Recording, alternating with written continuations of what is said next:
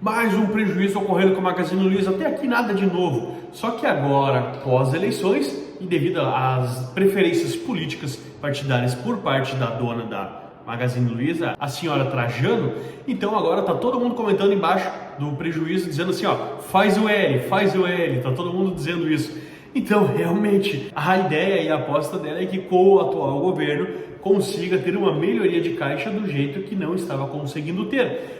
E agora eu vou explicar um pouquinho do porquê algumas empresas gostam de um modelo econômico do qual seja intervencionista na economia e não seja necessariamente não tenha tanta afinidade necessariamente com o capitalista. Aqui eu vou falar um pouco sobre o aspecto empresarial junto ao Estado. Verdade seja dita, porque você não vê um lobby de grandes empresários se juntando por uma causa, por um país melhor, por melhoria na burocracia, por melhoria na facilidade de empreendimento, de empreender e facilitação tributária, algum aspecto assim. Por quê?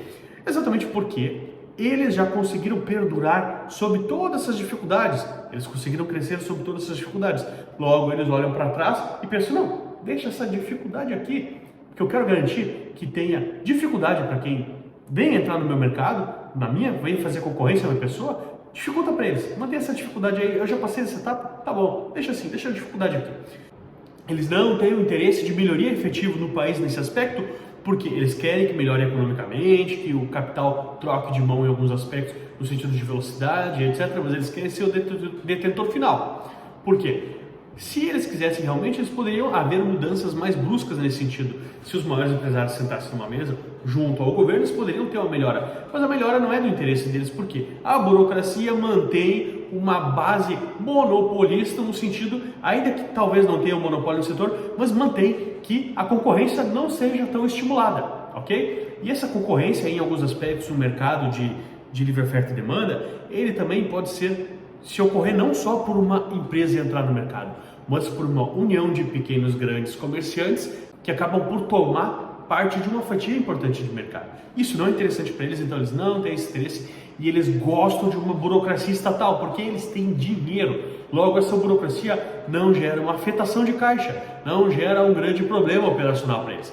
E é por isso que grandes empresários, inclusive a Luiza Trajano, tem um viés político de esquerda e que defende um governo, digamos assim, um Estado forte, intervencionista, que deve fazer alguma ajudazinha ali. Não acredito nessa gente ser tão boazinha assim.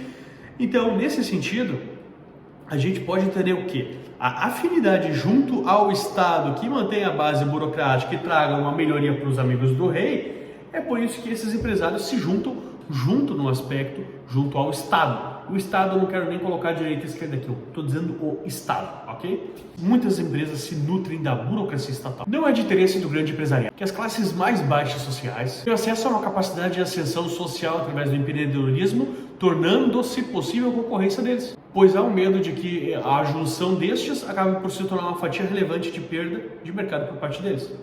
Vou citar um exemplo aqui. A Ambev sentiu um pouco o baque da crescente cervejaria artesanal, um pouquinho aqui, um pouquinho ali. O pessoal começou naquela vibe, vou fazer cerveja em casa, vou fabricar. Pequenas cervejarias abriram em todos os lugares, em diversos lugares. Só que quando você soma a nível Brasil, esse monte de pequenas cervejarias e essa vibe de cervejaria artesanal acabou por gerar sim uma afetação e incerteza quanto ao operacional da Ambev. Só que ela, claro, esperta e capitalizada, comprou algumas dessas cervejarias artesanais e colocou embaixo do seu portfólio. Como ela já tem uma grande capilaridade de entrega em todo o Brasil, ela conseguiu ainda assim manter boa parte do seu market share. Ocorre que, claro, resultou, em um dado momento, um certo medo e receio, porque grande parte do consumo foi colocado essas cervejas mais estilo gourmet.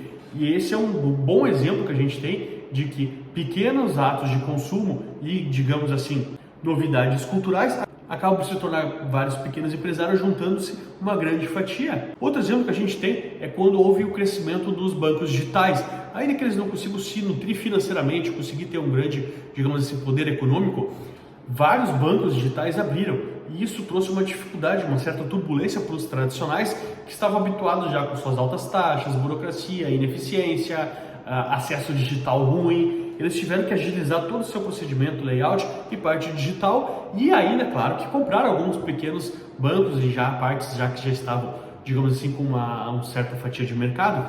Mas vários pequenos bancos digitais acabam por gerar, sim, uma afetação e perda de mercado por parte dos bancos tradicionais. Esse é um exemplo que a gente tem também.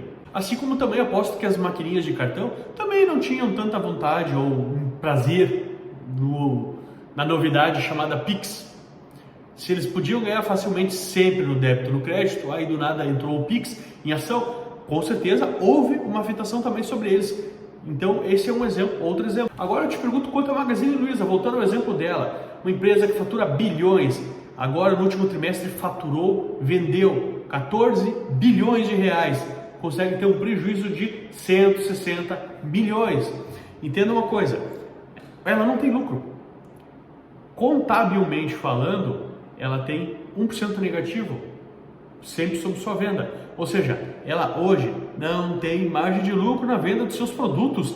Aí eu te pergunto, por que ela vendeu 14 bilhões? Se é só para uma ampliação de market share, esse tempo já passou. A Amazon está aí, Mercado Livre está aí, Shein está aí, todas as outras chinesas, enfim. Hoje, ela não pode se preocupar só com a perda de fatia de mercado, ela tem que se preocupar com uma estruturação lucrável. Pensar em ganhar sempre da concorrência em prol de barganha de preço não é uma estratégia duradoura. Ricardo Eletro que eu diga.